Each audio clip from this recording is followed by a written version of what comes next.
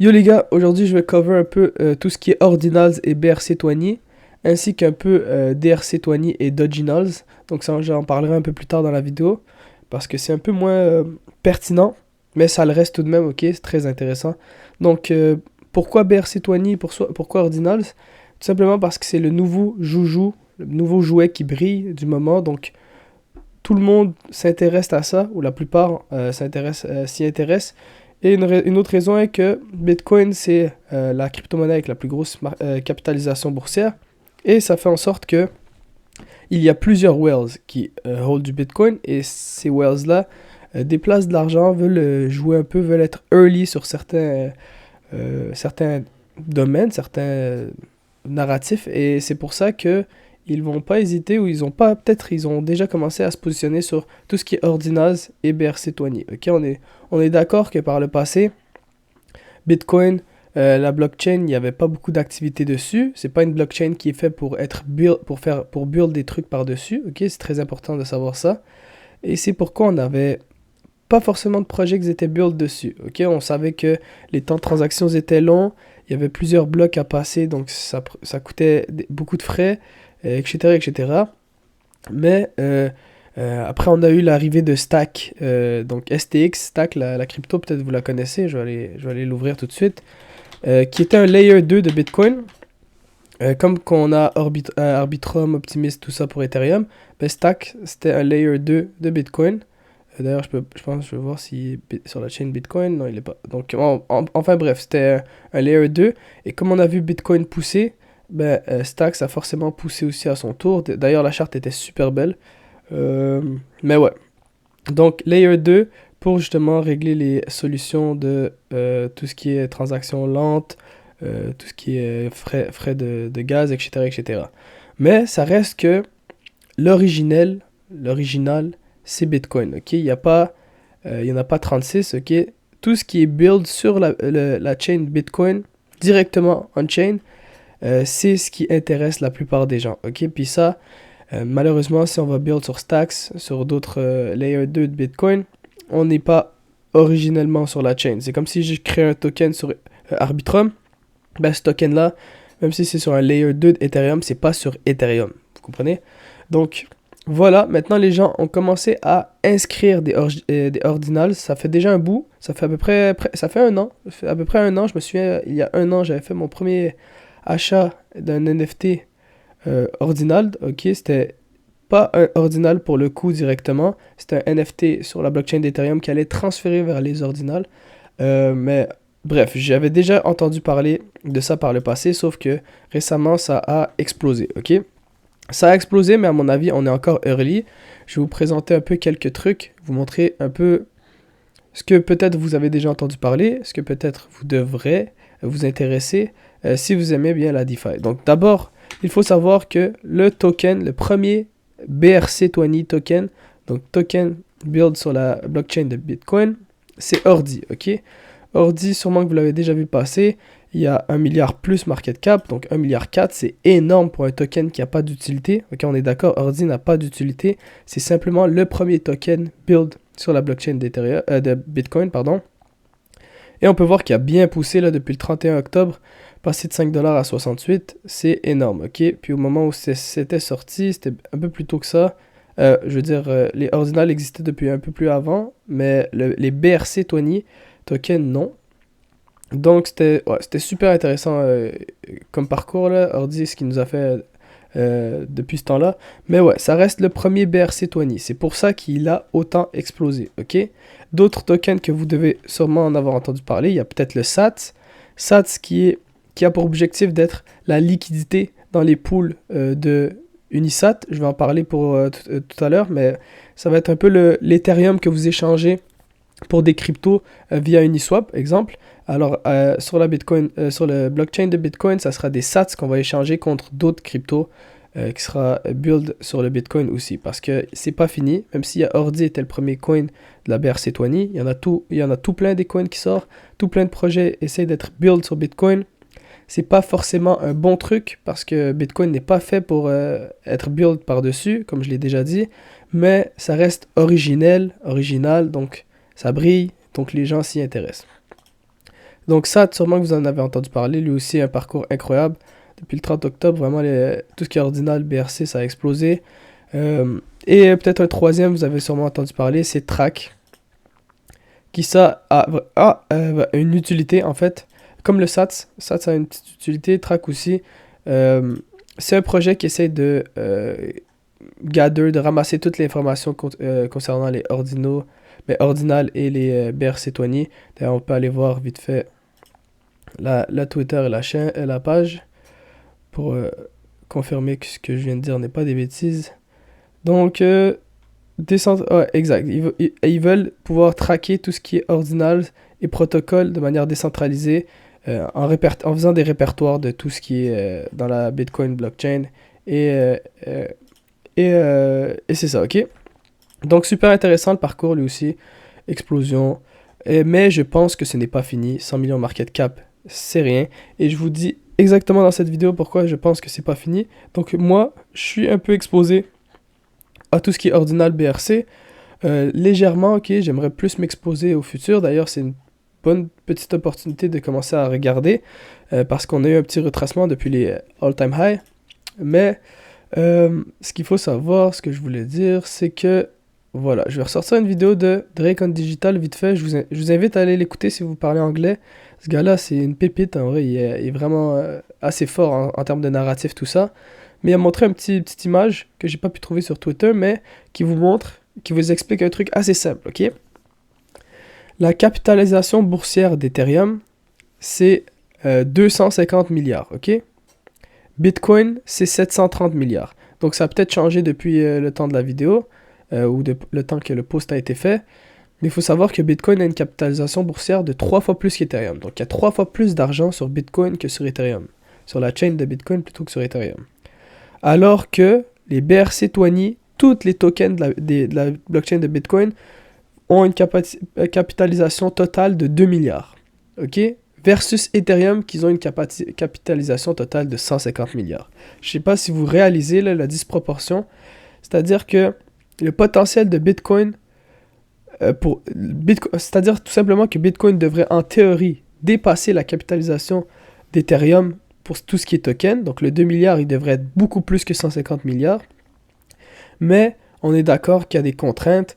Ethereum, ça va plus vite, ça coûte un peu moins cher, c'est plus efficace, il y a plus de possibilités pour build dessus, etc., etc. Alors que Bitcoin, c'est vraiment juste le papa des cryptos, ok? Il est un peu mou, il est un peu vieux, il est un peu imparfait, ok? Donc c'est normal qu'il y ait une disproportion. Je pense pas qu'un jour Bitcoin pourra dépasser la capitalisation d'Ethereum, ça m'étonnerait en termes de coin, mais la différence est quand même flagrante. Il y a beaucoup de jeux pour Bitcoin pour monter, parce que 150 milliards contre 2 milliards, écoutez, c'est 75 fois plus, c'est fou. Alors que Bitcoin, c'est la chaîne numéro 1 qui a plusieurs whales, qui à tout moment décide d'entrer dans le jeu, s'amuse et qui pète tout, ok? Donc ça, c'est ce que je voulais vous parler.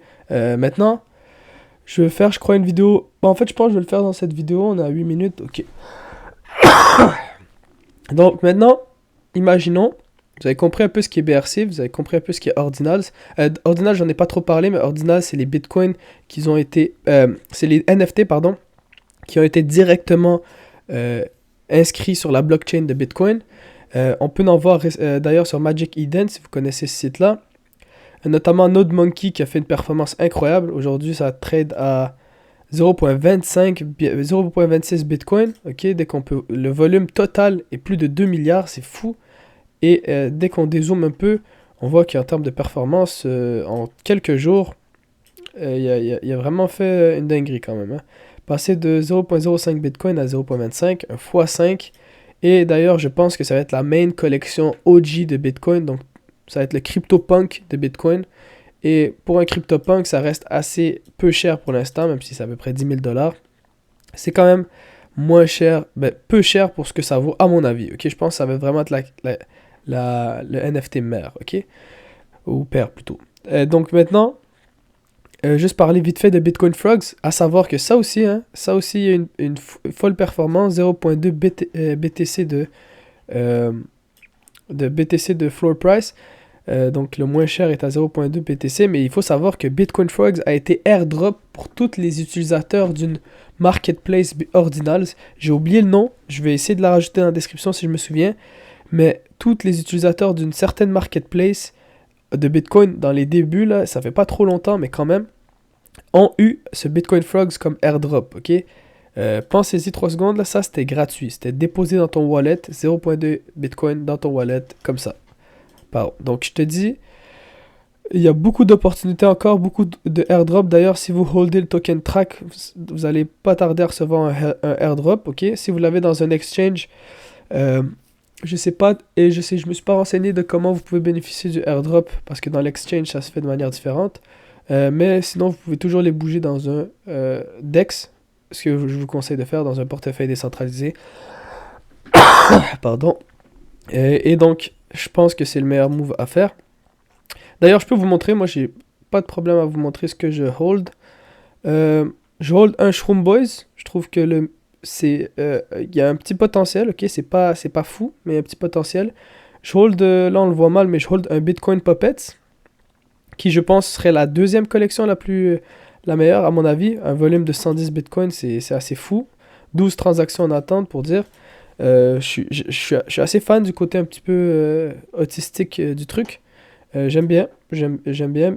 Mais en termes de narratif, il y en a pas un qui dépasse l'autre, hein. C'est vraiment juste en termes de OG, lequel qui va être le plus ancien, qui aura la plus meilleure communauté, etc., etc. Mais vu que on est assez early dans tout ça, il y a des fortes chances que il y ait de l'espace pour la montée, ok? D'ailleurs, je vais pas hésiter à faire des rotations si j'en vois un qui se fait plus parler que l'autre sur Twitter, où la communauté a l'air plus solide. Je vais essayer de vendre et de racheter les autres. Donc c'est ça. Et Bitmap, bien important d'en avoir si vous vous intéressez à tout ce qui est Bitcoin Ordinals. Un Bitmap vous donne accès à plusieurs airdrops. Donc il y en a eu plusieurs. Moi je viens de récupérer un Bitmap, j'en avais pas avant, mais il y a eu énormément de airdrops par rapport à ça. Donc des petits 500$ par-ci par-là en token BRC20. Et ça vous met relativement bien. Donc Ordinal, c'est tout ce qui est NFT sur la blockchain de Bitcoin. Et BRC20s, je pourrais sortir une liste si on va sur Unisat. Voilà, ça va être plus parlant. Ok, ça c'était les Ordinal. Et les BRC20s, c'est tout ce que vous voyez ici. D'ailleurs, vous allez peut-être reconnaître des tickers que vous avez sûrement vu passer. Je vais enlever ça. Pardon. Donc track, comme je l'ai dit, sûrement vous l'avez vu passer. BMP, GHSI, Ghostly, sûrement vous avez entendu parler aussi, etc. Ok. Unisat, ça je suis curieux. Ok, non, ça c'est des noms de domaine, c'est différent aussi. Bref, c'est un peu différent. Enfin bref, donc si vous voulez naviguer dans tout ça, faire des recherches, je vous invite fortement à faire des recherches, très, très intéressant, vraiment. Et puis, si jamais vous vous dites, ok, c'est le moment, j'aimerais ça mettre un pied là-dedans, moi j'ai récupéré Unisat Wallet, qui est un wallet Unisat. Vous le récupérez ici sur Unisat. D'ailleurs, ce Unisat n'a pas de token, et il y a des fortes chances que ça donne un token à l'avenir, un airdrop, pour les premiers utilisateurs, parce que c'est relativement nouveau, ok? À ce moment-là, créez un wallet, versez quelques bitcoins.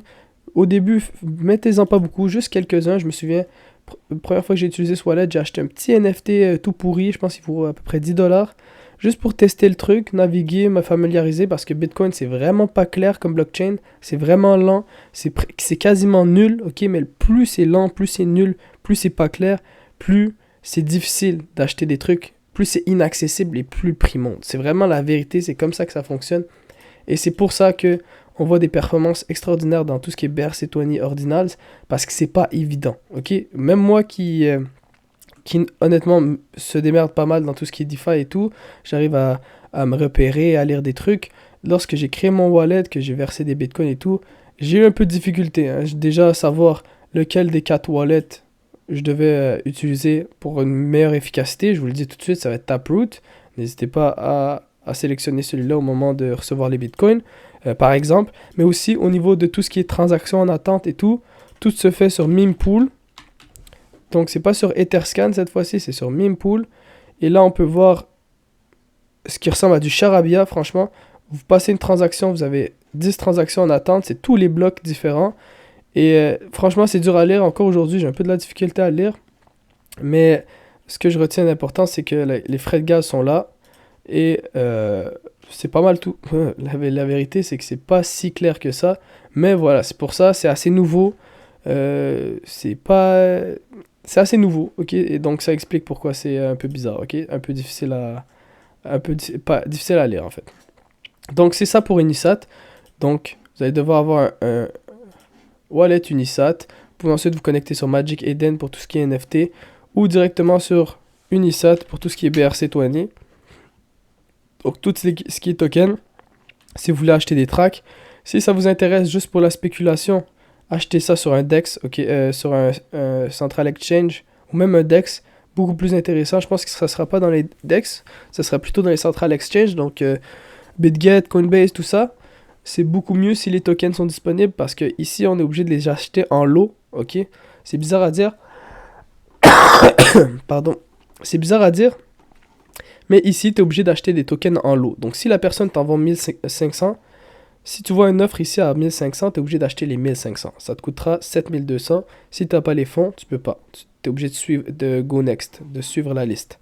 Et les prix montent au fur et à mesure parce que c'est des prix différents. Dans le fond, c'est des OTC listing. C'est quelqu'un qui vend tes tokens à toi et il veut tout s'en débarrasser, donc tu es obligé de toutes les acheter. Il n'y a pas de pool. Ok? À l'ancienne, c'est vraiment nouveau, comme je vous l'ai dit. Et c'est pour ça que dans un DEX, là, dans un SEX, pardon, dans Coinbase, Binance, tout ça, là, ils ont un tel nombre de tracks, tel nombre de quantités, et ils vous le vendent au prix relativement du marché. Vous pouvez acheter la quantité que vous voulez, ce qui est beaucoup plus abordable et accessible déjà. Dans le fond, c'est juste pour vous dire ça. Et sinon, ça serait beaucoup trop long cover tout ce qu'il y a à savoir sur Bitcoin. Donc, n'hésitez pas à poser des questions dans la description, dans les commentaires, et je tâcherai d'y répondre. Ok, sinon, vous pouvez me contacter sur Discord et on pourra en discuter. Donc, vite fait, deuxième truc que je voudrais parler, qui serait super intéressant, c'est DRC20s et Dogecoins. Donc, exactement la même affaire se passe sur la blockchain de Doge. D'ailleurs, c'est pas la seule. Il y a Stacks, la blockchain de Stacks, que je vous ai dit, Layer 2 de Bitcoin, a développé des trucs aussi dessus. Il y a un premier STX20 qui a beaucoup plus de chances au long terme que BRC20 parce que BRC c'est pas fait pour être build dessus, comme je vous l'ai dit. Au très très long terme, STX20, je pense que je suis plus bullish. Maintenant, DRC20, je pense qu'il y aura une passe pour ça. Donc dès qu'on va voir Doge monter, le Dogecoin, les gens vont vouloir plus d'exposition, s'exposer plus sur le Doge que simplement avoir le token. Et puisqu'il y a une blockchain mais qu'il n'y a rien de build dessus, les gens vont s'intéresser à ce qu'il y a de nouveau, et c'est les Dogecoins et les DRC20. Donc pareil que Bitcoin, il y a des Dogecoins, des NFT inscrits directement sur la blockchain de Doge, ce qui est différent. D'ailleurs, pour les questions que vous vous posez sûrement, les singes, les singes, les Bored Ape et tous ces NFT-là sont inscrits sur quelle blockchain? Ils sont inscrits sur la blockchain d'Ethereum. Okay? Jusqu'à présent, tout avait été inscrit sur la blockchain d'Ethereum, ou presque. Quelquefois Matic, quelquefois OP, Arbitrum, tout ça, mais tout était sur Ethereum. Maintenant, on voit des trucs s'inscrire sur les autres blockchains, et c'est pour ça qu'on appelle ça Dogecoins, Ordinals, etc. Et Doge, je crois que lorsque le prix va monter du Doge, donc je fais très attention de trouver une corrélation, un point d'entrée avec mes investissements sur le Dogecoins et sur Doge. Car lorsque Doge va rentrer, d'ailleurs si c'est un regular flat, ça m'étonnerait, mais en tout cas, si c'en est un, si on voit le Doge exploser comme ça, et bah, je vous garantis que l'écosystème Dogecoins va suivre et ça va être fou, ça va être énorme, ok? D'ailleurs, premier token qui a vu le jour sur Dogecoins, c'est Doji. Donc, même affaire que Ordi que je vous ai montré tout à l'heure, qui avait 1,3 milliard market cap. Doji, lui, a une charte correcte, un peu nulle, mais correcte. Mais surtout qui a un market cap de 40 millions. Ok, 40 millions versus le 1,5 milliard de tout à l'heure. Oui, c'est pas Bitcoin, c'est quand même Doge, mais Doge, on s'entend que ça mérite d'être un peu plus haut. Hein, non? Donc, c'est pour ça que je suis vraiment bullish sur tout ce qui est Dogecoins. Et d'ailleurs, la numéro 1 collection dans cet écosystème-là de Doge, c'est Dogecoin Mini Doge. Donc d'ailleurs, je peux vous montrer un peu mon wallet, ce que j'ai acheté. J'ai une petite exposition, encore une fois. J'ai acheté 2 Mini Doge. Beaucoup de Doji, quelques D-Sex, et les deux tokens ici, je les ai reçus en airdrop pour avoir holdé un des deux, je sais pas. Mais d'ailleurs, j'ai pas regardé combien ça vaut, j'ai pas vérifié. Je devrais le faire, mais bref, ça c'est mon exposition. Et j'ai évidemment des Dodge Maps parce que comme Bitcoin et les Bitmaps, où on recevait des tonnes d'airdrop juste en holdant ça, Dodge Map pareil. D'ailleurs, je crois que c'est de là que j'ai reçu mes airdrops, ok, d'après moi. Mais voilà. Donc, énormément de potentiel là-dessus aussi. C'est le même principe, comme je vous l'ai dit. Et surtout, là, si on va sur Twitter, on va voir Elon Musk. Il y a un gars dont il reposte souvent les tweets. J'essaie de voir c'est qui. Dodge Designer. Donc, lui, c'est le designer de Dodge, ok? Qui est un bon pote à Elon Musk. D'ailleurs, c'est la complicité entre les deux me fait penser que euh, peut-être quelque chose va se passer au niveau de X et de Dodge, ok? C'est pour ça que potentiellement Dodge, ça peut exploser. Pardon. Donc, imaginons, X permet de typer des profils avec du Dodge, je sais pas, j'ai aucune idée, mais ça peut... le fait que les deux se parlent, le fait que les deux sont très bons potes, et le fait que Dodge Designer est un grand gars dans l'écosystème de Dodge, d'ailleurs, tu vois, on voit des photos de eux ensemble, ça me fait penser qu'il y a peut-être un truc qui peut se passer, ok? D'autant plus que je pense pas que Dodge Designer est au courant de tout ce qui est Dodginals, c'est assez nouveau pour qu'il ne le soit pas au courant. Peut-être qu'il l'est aussi, hein, j'ai aucune idée, mais dans tous les cas, il y a moyen que ça fasse des ravages, ok? Donc Dodginals, DRC20s, Ordinals et BRC20s, super intéressant à regarder. À mon avis, donc c'est la première vidéo, un petit peu petite introduction, mais je vous invite vraiment à faire vos recherches et à juste être conscient que ça existe, conscient qu'il y a des choses qui se passent de ce côté-là, et c'est tout. J'espère que vous avez kiffé cette vidéo, n'hésitez pas si ça vous intéresse que je développe un peu plus sur le sujet, j'en ferai d'autres des vidéos, il n'y a pas de problème. Donc on se retrouve à la prochaine, à plus.